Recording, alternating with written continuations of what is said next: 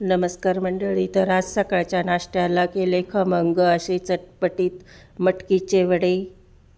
आपण तर उसळ मिसळमधनं नेहमीच मटकी खात असतो. मटकी तर कडधान्य आरोग्यासाठी चांगलंच असतं, पण कधीतरी ह्या पद्धतीने वडे ट्राय करून बघा, नक्की आवडेल.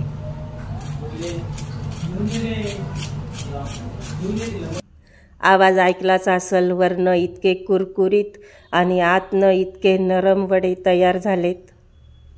तर जितक्या प्रमाणात वडे करायचे तितकी मटकी घेतली मी. अर्धा कप इतकी मटकी घेतली, ती 125 ग्रॅम इतकी आहे. तर रात्रीच मी पाण्यात भिजायला टाकली होती मठ भिजल्यानंतर त्याचं वजन डबल होतं, म्हणून 125 ग्रॅम इतकी घेतली होती. तर ती इतकी झाली, पावशेर इतकी. तर आता 2 पाण्यात स्वच्छ धुवून घेतली आणि पाणी निथळायला चाळणीत ठेवली मठ. पाणी छान निथळून घेतलं व्यवस्थित आणि एक मिक्सरचा भांडं घेऊन त्याच्यात 2-3 हिरव्या मिरच्या आवडीप्रमाणे टाकले, अर्धा चमचा जिरे टाकले, एक 5 ते 6 लसूणच्या पाकळ्या टाकल्या आणि मटकी टाकते पाणी निथळलेली. तर मटकी अशी बारीक करायची, बिना पाण्याची. पाणी टाकायचं नाही, थोडंसं फिरवायचं, थोडंसं चमच्याने खालीवर करायचं. असं करत 2-3 वेळेस अशी मटकी म्हणजे जाडसर वाटून घेतली, एकदम बारीक पण नाही वाटायची. एकदम बारीक मठ वाटली तर पिठाळ होती, त्यासाठी जाडसर वाटून घेतली. थोडासा कढीपत्ता आणि थोडीशी कोथिंबीर चिरून टाकली बारीक. एक मोठ्या आकाराचा जाडसर कांदा चिरून टाकला. कांदा पण आवडीप्रमाणे टाकू शकतो, जास्त कमी. चवीपुरतं मीठ टाकलं आणि 3 चमचे तांदळाचं पीठ टाकलं, जे छोटा चमचा असतो ते.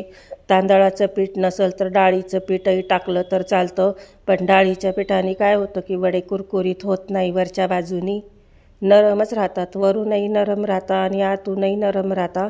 तर असं बिना पाण्याचं मिक्स करून घ्यायचं, फक्त बोटाने आल्हाद मिक्स करून घ्यायचं. ह्या वड्यांना जास्त मसाला पण लागत नाही.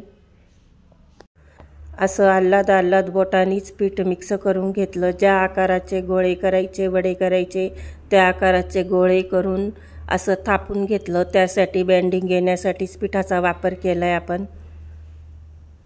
तर बघू शकता किती छान वडा असा हातावरती थापल्या गेला. तेल पण गरम करायला ठेवलं होतं. 1 ते 2 मिनटं गॅस थोडा मोठा ठेवला होता, नंतर मीडियम केला आणि त्याच्यावर एक 5 ते 6 मिनटं तळून घेतले, का की आतपर्यंत वडा भाजला गेला पाहिजे. त्यासाठी मध्यम गॅसवरती तळून घेतले. मी थोडं तेल कमी घेतलं होतं म्हणून 3-3च टाकते. तर असे मस्त छान लालसर वडे तळून घेतले. ह्या वड्याला तर मसाला जास्त काहीच वापरला नाही, पण खायला पण इतके चवदार लागतात हे वडे. तर नक्की ट्राय करून बघा. रेसिपी आवडली लाईक करा, सबस्क्राईब करा, बेल आयकनला प्रेस करा. तर वरनं बघा इतके कुरकुरीत आवाज येतोच आहे.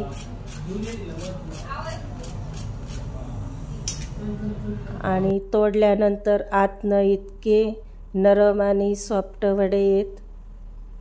असं नाही की वरून कडक झाले तर आतून पण कडकच होणार.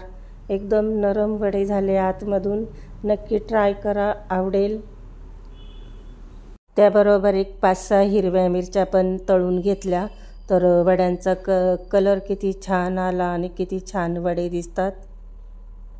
मी तर नेहमीच हे वडे बनवत असते. रेसिपी आवडल्यास लाईक करा. धन्यवाद.